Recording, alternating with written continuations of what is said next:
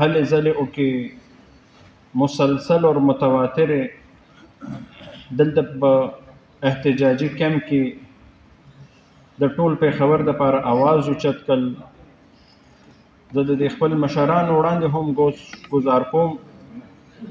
چې زمونږ د دې هاوس ملګري حضرت ځکه 2 بجې 11-12 بجې یا ورځ 2 پکې زما غیر حاضرین شوي، خو دا ورونه سهار 8-8:30 بجې فکس راغلي دي او دلته په دې کیمپ کې ناست. دا کیمپ آبادول، کیمپ جوړول، د دې د سامان فرنیچر، د دې د خوراک سکاک، د اوبو، د چای روټۍ، هر څه بندوبست عمدې چیرمنانو ورونو کړی دی. نو زه ستاسو په وساطت سره دلته کې ناست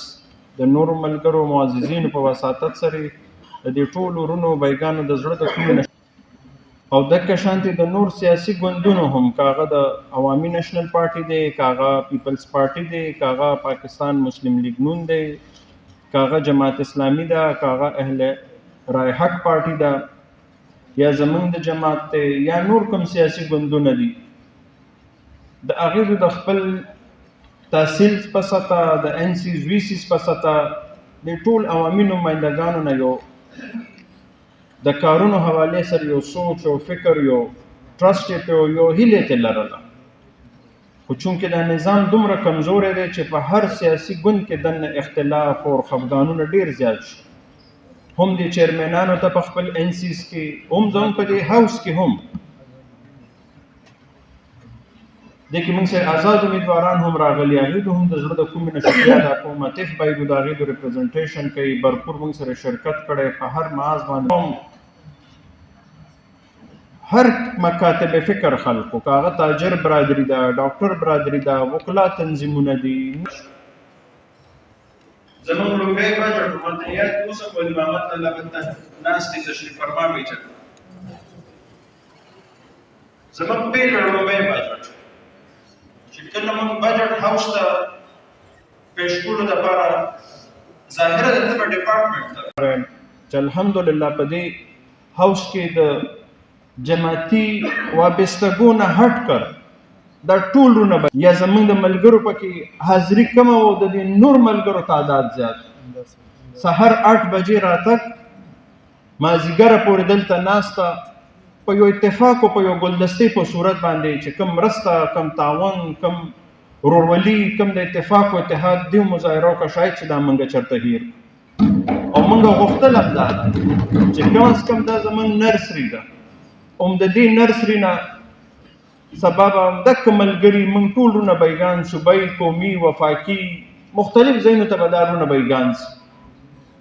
نو همدغه م غوښتنه کوله چې موږ د دې ښار نه، د دې پېښور نه د امن او د ورورولۍ او د اتفاق ماده سره روان کړو. کار وشي ونه شي، خو زما زړه دا غټه کامیابي ده چې موږ د 194 هاوس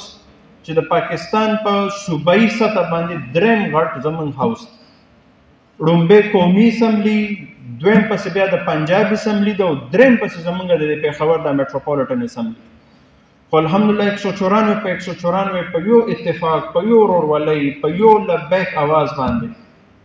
دوی خو برپور موږ سره ولاړ دي، مرستې کړې، تعاون یې کړی دی، زموږ نه وړاندې سره په هر څه کې تلي. هغه بجټ کې په اتفاق باندې دلته پیش شو، پاس هم کړل، اگر چې موږ ته د صوبایي حکومت نه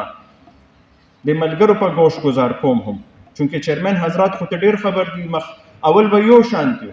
خو چې کله حقایقو نه خبر شو نو بالکل د دې هر څه ماحول نه مکمل دوی ته ادراک وشو. موږ ته حضرت په پهله کال کې صوبایي حکومت 1 ارب روپۍ ویلې. افسوس سره زه دا وایم چې موږ ته په هغه 1 ارب روپو کې یو سنګل روپۍ هم د صوبایي حکومت محمود خان صاحب وزیر اعلی موږ لې رانه کا. دا به درته لا ووایم چې دا زمونږ د هاوس ته دا اعزاز ځي، دې ملګرو ته دا اعزاز ځي، د دې ماینورټي یوت پیزنټ خویندو ته دا اعزاز ځي چې په هغه لومبۍ کال صوبایي حکومت زمونږ د دې آفس نه، د دې دفتر نه تقریبا 60 کروڑ روپۍ زمونږ نه واړولې. فاینانس منسټر تیمور جګړه وایي موږ سره تنخواګانې نشته او زمونږ د دې آفس نه زه حج له تللی وم، کیدای شي د ملګرو ته به یاد وي چیرمنانو ته، خو ستاسو د وړاندې م ګوش ګزار. زه حج لتلم چې واپسی مې کېدله نو ما ته اطلاع راغله چې ستاسو د اکاونټ نه 60 کروڑ روپۍ واړولې چې موږ نور ټي ایم ایس ته تنخواګانې ورکړو. هغه بجټ پهله زمونږ په دقه باندې لاړل. موږ صرف د 10-12 کروڑ روپو امنډار ټینډر ولګول. دومره غټ پیښور 134 نیبرهوډ کاؤنسل 12 کروڑ روپۍ 6 کروڑ روپۍ ایسٹ ته 6 کروڑ روپۍ ټاؤن 1 ټاؤن 3 ته 20% بلو لاړ شي. هغه 12 کروڑ روپۍ کې 2 کروڑ 40 लाख صوبای یا زموږ میټروپولیټن ته سیوینګ راغل. تقریبا 9.5 کروڑ روپۍ موږ پوره یو کال کې بیا لګول. دویم بجټ راغل موږ ته صوبایي حکومت د طرف نه لیټر راغو چې ستاسو د 1 ارب روپۍ موږ 60 کروڑ روپو ته راوړو. دې وخت کې موجود یم د پېښور ډسټرک هال کې د جناب میر زبیر علي سره. نن د ټولو ان سی ګانو د پېښور چیرمنانو احتجاج کړی او د هغې احتجاج وجه دا ده چې د پېښور ښایسوالي دپاره ټول حقوق د پېښور